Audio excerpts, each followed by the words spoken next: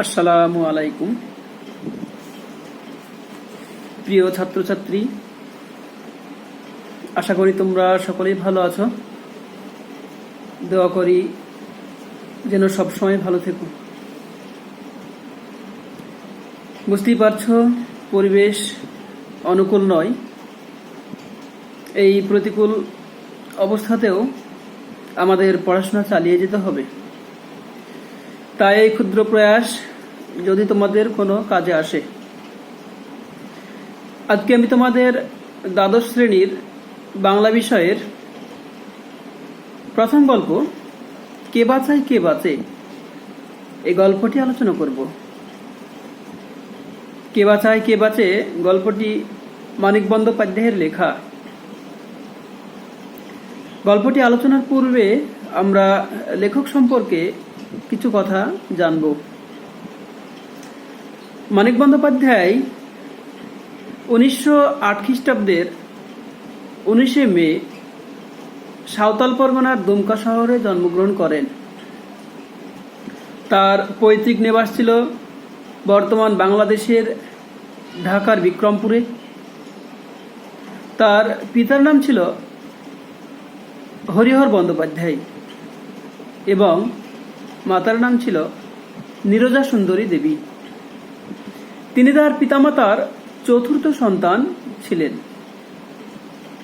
গায়ের রং উজ্জ্বল কৃষ্ণবর্ণ এবং তার মুখমণ্ডল খুবই সুশ্রী ছিল, যে কারণে তাকে আতুর ঘর থেকেই কালো মানিক নামে ডাকা হতো, যদিও তার প্রকৃত নাম ছিল। মানিক বন্দ্যোপাধ্যায়ের প্রকৃত নাম হল প্রবোধচন্দ্র বন্দ্যোপাধ্যায়। নামটি তোমরা সকলেই মনে রেখো, প্রবোধচন্দ্র বন্দ্যোপাধ্যায়। তার পিতা হরিহর বন্দ্যোপাধ্যায় ছিলেন কলকাতা বিশ্ববিদ্যালয়ের বিজ্ঞান বিভাগের ছাত্র।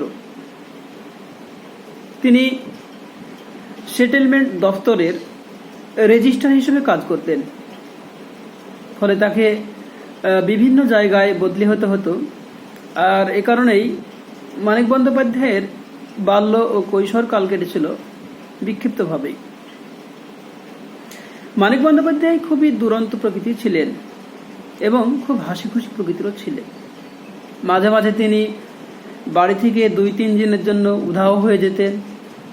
তারপর তাকে পাওয়া যেত কোনো মাঝির নৌকায়, কিংবা কোনো গাড়ির গাড়োয়ানে, কিংবা কোনো আস্তাবলে। মাত্র 14 বছর বয়সে মানিক বন্দ্যোপাধ্যায় তার মাকে হারান।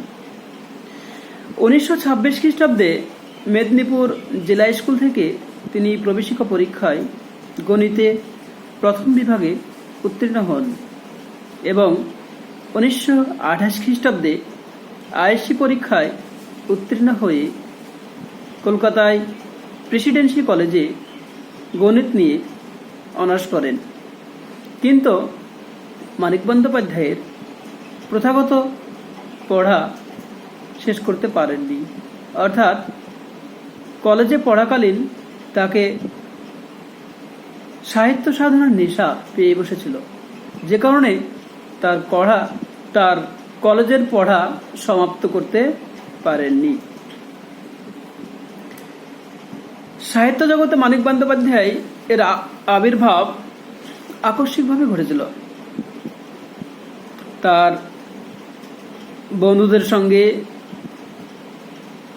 কলেজে পড়াকালীন বিভিন্ন আড্ডায় মেতে উঠতেন।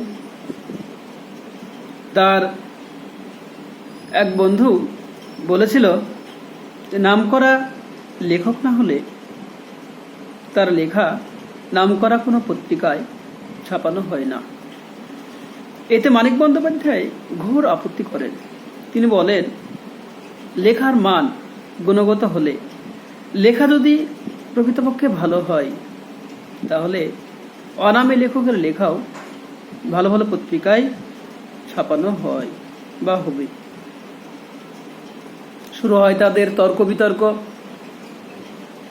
এক প্রকার চ্যালেঞ্জ গ্রহণ করেই তার 3 মাস পরে মানিক বন্দ্যোপাধ্যায় তার প্রথম ছোট গল্প অতসী মামি লিখলেন এবং গল্পটি 1928 খ্রিস্টাব্দে তৎকালীন বিখ্যাত পত্রিকা বিচিত্রা পত্রিকায় প্রকাশ পায়। তখন থেকেই সাহিত্য জগতে মানিক বন্দ্যোপাধ্যায় পরিচিতি লাভ করেন। তিনি বেশ কিছু উপন্যাস এবং গল্প লিখেছেন। তার বিখ্যাত কিছু উপন্যাস হল জননী, দিবারাত্রির কাব্য, পুতুল নাচের ইতিকথা, পদ্মা নদীর মাঝি, শহরতলি ইত্যাদি। এবং তিনি মোট 268টি গল্প লিখেছেন। তার উল্লেখযোগ্য কয়েকটি গল্প হল প্রাগৈতিহাসিক, সরীসৃপ, হলুদ পোড়া, শিল্পী, ভেজাল, কে বাজায় কে বাজে ইত্যাদি। আজকে আমাদের আলোচ্য বিষয় তার কে বাঁচায় কে বাঁচে গল্পটি। গল্পটি উৎস সম্পর্কে বলা যায় 1943 খ্রিস্টাব্দে সারদা কুমার দাস সম্পাদিত ভৌরব পত্রিকায় গল্পটি প্রথম প্রকাশিত হয়। 1944 খ্রিস্টাব্দে পরিমল গোস্বামী সম্পাদিত মহামনন্তর গ্রন্থে স্থান পায় এবং আরও পরবর্তীতে যুগান্তর চক্রবর্তীর সম্পাদনায় মানিক বন্দ্যোপাধ্যায়ের শ্রেষ্ঠ গল্প এই গল্প সংকলনে গল্পটিকে স্থান দেওয়া হয় এবং আলোচ্য গল্পটি তার শ্রেষ্ঠ গল্প থেকেই নেওয়া হয়েছে। গল্পটির আলোচনার পূর্বে আমরা প্রেক্ষাপট জেনে নেব, কারণ যে কোনো রচনারই প্রেক্ষাপট জানা খুবই প্রয়োজন বা খুবই গুরুত্বপূর্ণ। কারণ প্রেক্ষাপটের মধ্য দিয়ে সমকাল সম্পর্কে একটি সম্যক ধারণা পাওয়া যায়, এমনকি লেখকের অভিপ্রায়ও ফুটে ওঠে। তো আমরা জানি মানুষ মরণশীল, তবুও মানুষের প্রাথমিক চাহিদা এই পৃথিবীতে বেঁচে থাকা।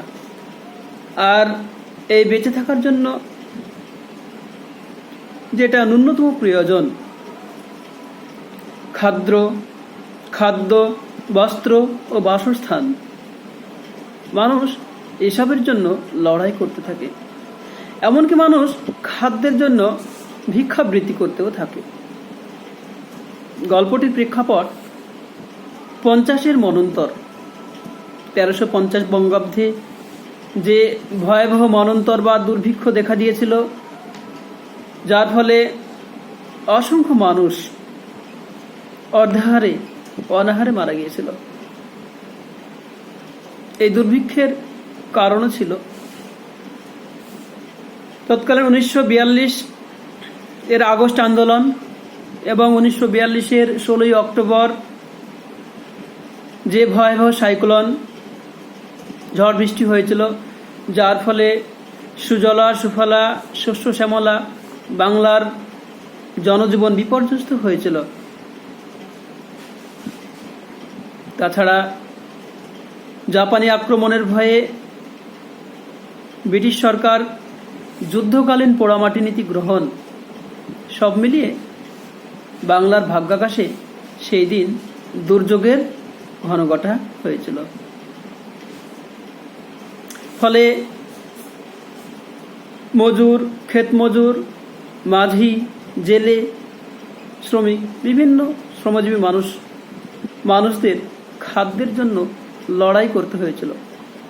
তৎকালীন দ্বিতীয় বিশ্বযুদ্ধ চলাকালীন যুদ্ধরত ব্রিটিশ সৈন্যদের যাবতীয় খাদ্য এই বাংলাদেশ থেকেই সরবরাহ করা হতো। ফলে খাদ্যশস্য সংগ্রহ, মজুত ও কালোবাজারি দেখা দিল। মজুতদার এবং কালোবাজারিদের যৌথ প্রয়াসে বাংলার জনজীবন বিপর্যস্ত হয়েছিল। মানুষ অর্ধাহারে ও অনাহারে মারা যাচ্ছিল। খাদ্যের আশায় গ্রাম ছেড়ে তারা দলে দলে শহরে ভিড় করতে থাকে। ডাস্টবিনে মানুষ কুকুরের প্রতিপক্ষে পরিণত হলো। এভাবেই সেই দিন বাংলার মানুষের মান ও জান উভয় গিয়েছিল।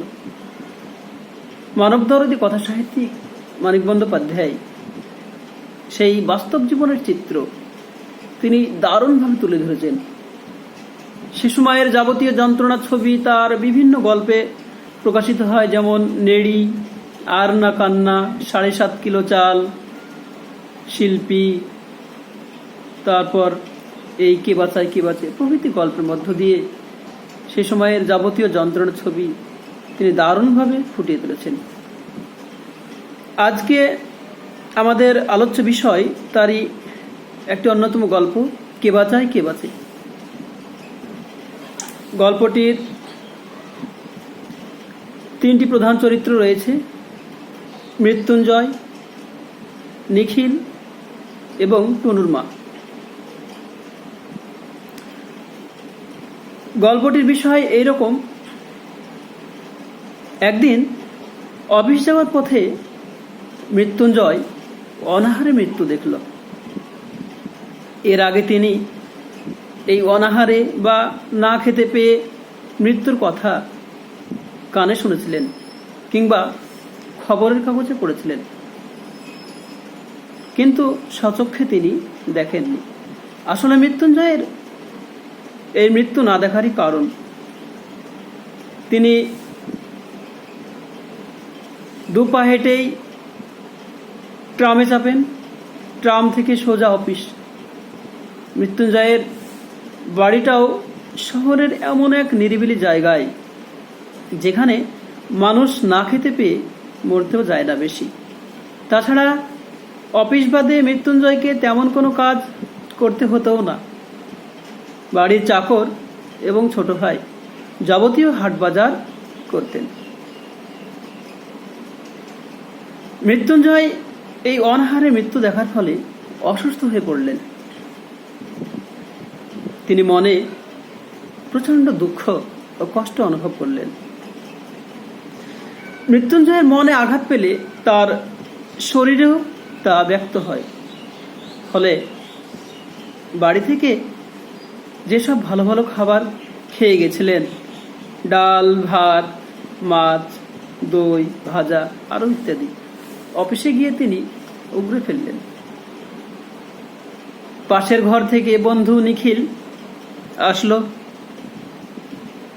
নিখিল সম্পর্কে গল্পে বলা হয়েছে, নিখিল রোগা, তীক্ষ্ণ বুদ্ধিসম্পন্ন এবং অলস প্রকৃতির। সংসারে তার নাকি মন নেই। 8 বছরে বিয়ে করে 2টি সন্তানের পিতা হয়েছেন। বাকি জীবনটা সে বই পড়ে এবং জ্ঞানের চিন্তা জগৎ গড়ে তোলে কাটিয়ে দিতে চায়। অন্য সকলের মতো মৃত্যুঞ্জয়কে সেও খুব পছন্দ করে, খুব ভালোবাসে। মৃত্যুঞ্জয় নিরীহ, শান্ত, দরদি কিংবা সৎ ও সরল বলে নয়, মানব সভ্যতার সবচেয়ে প্রাচীন ও সবচেয়ে পচা ঐতিহ্য আদর্শবাদের কল্পনার তাপস বলে। আসলে মানবিক মূল্যবোধ অবক্ষয়ের যুগেও মৃত্যুঞ্জয় সেই প্রাচীন আদর্শ যেভাবে তিনি আঁকড়ে ধরেছিলেন, সেজন্যই তিনি তাকে ভালোবাসতেন। তিনি এসে মৃত্যুঞ্জয়কে জিজ্ঞাসা করলেন কি হয়েছে। মৃত্যুঞ্জয় আর্তনাদ করে বলে, মরে গেল, না খেতে পেয়ে মরে গেল। অনাহারে মৃত্যুর যাবতীয় কার্যকারণ যেন মৃত্যুঞ্জয় খুঁজতে চাইছে। আকালের দিনে না খেতে পেয়ে এই যে মৃত্যু, এটা স্বাভাবিক ঘটনা। এই ঘটনা মৃত্যুঞ্জয় মানতে নারাজ। এতদিন সে জেনে শুনে নিজে 4 বেলা করে পেট পুড়ে খেয়েছে, যথেষ্ট রিলিফ ওয়ার্ক হচ্ছে না শুনেও তিনি কোনো কর্ণপাত করেননি। মনে মনে তিনি নিজেকে অপরাধী ভাবলেন। এমনকি তিনি প্রশ্ন করলেন, এই অপরাধের প্রায়শ্চিত্ত কি? নিখিল মৃত্যুঞ্জয়ের এই আত্মযন্ত্রণা দেখে তিনিও কষ্ট পেলেন, মর্মাহত হলেন। নিখিল জানে সমাজে যে বৃহত্তর ক্ষত তৈরি হয়েছে তা দু একজনের প্রচেষ্টায় কখনো ঠিক হয়ে যাবে না। ক্ষুধার যে অন্ন চারিদিকে জ্বলছে তা মেটাতে বৃহত্তর কোনো পদক্ষেপ প্রয়োজন। কিছুদিন পর তাদের অফিসের মাইনের সময় হলো। নিখিলকে নির্দিষ্ট কয়েকটি জায়গায় টাকা পাঠাতে হয়, সেজন্য তিনি মানি অর্ডারের ফর্ম নিয়েই ব্যস্ত ছিলেন। এবার তিনি ভাবছিলেন যে 5 টাকা করে কমিয়ে দিবেন। ঠিক এমত অবস্থায় মৃত্যুঞ্জয় নিখিলের সামনে 1 তাড়া নোট রাখল এবং বলল যে কোনো রিলিফ ফান্ডে টাকাটা দিয়ে আসতে। নিখিল টাকাটা গুনে দেখল মাইনের সমস্ত টাকাটাই তাতে রয়েছে।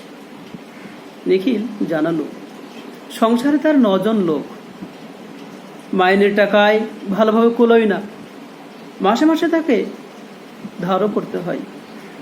যদি সমস্তটাই দিয়ে দেয় তাহলে সে খাবে কি? নানা কথায় নিখিল জানতে পারল মৃত্যুঞ্জয় ও তার স্ত্রী একবেলা করে খাবার কমিয়ে দিয়েছে, সেই খাবার দুর্গতদের বিলিয়ে দেয়।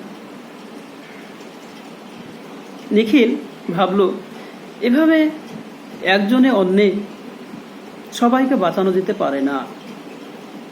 তিনি বললেন যে সেও খরচা কমিয়ে দিয়েছে, এমনকি ওই সকল নিরীহ অনাহারী মানুষদের অধিকারের কথা বলে তাদের স্বার্থপর করে তোলার কথাও তিনি বললেন।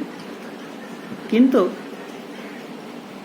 মৃত্যুঞ্জয় নিখিলকে বদ্ধ পাগল বলে মনে করে।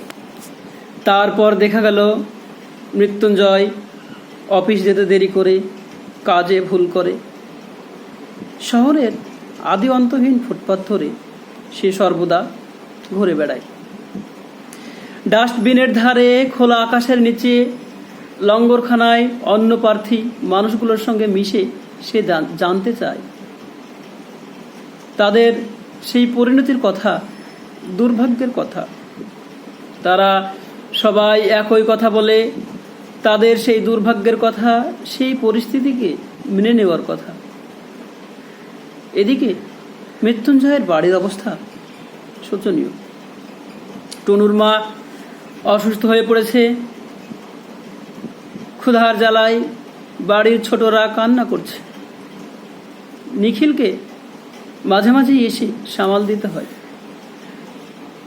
টুনুর মা নিখিলকে অনুরোধ করে সে যেন মৃত্যুঞ্জয়ের খোঁজ রাখে। নিখিল অফিসে মৃত্যুঞ্জয়ের ছুটির ব্যবস্থা করিয়ে দিয়েছে।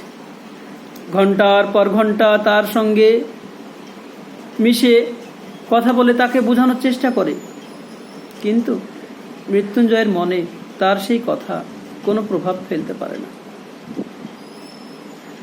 যাবতীয় কিছুর বিনিময়ে মৃত্যুঞ্জয় সেই অনাহারী মানুষগুলো বাঁচাতে চেয়েছিল, কিন্তু পারেনি, সম্ভব হয়নি। একদিন দেখা গেল মৃত্যুঞ্জয়ের গা থেকে সিল্কের জামা উধাও হয়ে গেছে। তার পরনে ধুতির বদলে ছেঁড়া ন্যাকড়া, তার গায়ে ধুলো মাটি দৃশ্যমান হয়ে উঠেছে। গোঁফ দাড়িতে পূর্ণ হয়ে গেছে। ওই সকল অনাহারী মানুষের সঙ্গে লঙ্গরখানায় সেও কাড়াকাড়ি মারামারি করে খিচুড়ি খায় আর বলে, গা থেকে এইছি, খেতে পাইনে বাবা, আমায় খেতে দাও। গল্পটি এখানেই শেষ হয়েছে। অর্থাৎ সেই দুর্ভিক্ষের কবলে পড়ে মৃত্যুঞ্জয় ও তার পরিবার কিভাবে নিঃস্ব হয়ে গেছিল তার করুণ কাহিনী গল্পে পরিণত হয়েছে। গল্পের নামকরণ যদি বলতে হয়, কে বাঁচায় কে বাঁচে, অর্থাৎ যে বাঁচাতে চায় এবং যাদের বাঁচাতে চায় তাদের পরিণতি কিন্তু একই হয়েছিল। তাই স্বাভাবিক এই প্রশ্ন এসেই যায়, কে বাঁচায় কে বাঁচে। গল্পের নামকরণ বিষয়বস্তু হয়েও যেন ব্যঞ্জনা কেন্দ্রিক হয়ে উঠেছে।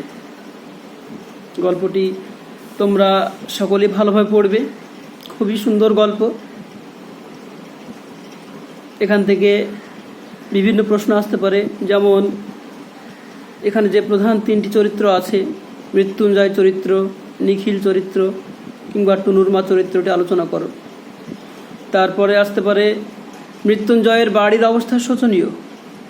মৃত্যুঞ্জয়ের বাড়ির অবস্থা শোচনীয় কেন, সেই শোচনীয়তার পরিচয় দাও। তাছাড়া অনাহারে মৃত্যু দেখার ফলে মৃত্যুঞ্জয়ের প্রাথমিক অবস্থা কেমন হয়েছিল তা আলোচনা করো। আরও ইত্যাদি প্রশ্ন আসতে পারে। তোমরা ভালোভাবে গল্পটি পড়বে এবং প্রশ্নগুলোও দেখবে। আশা করি সমস্ত প্রশ্ন উত্তর তোমরা পারবে।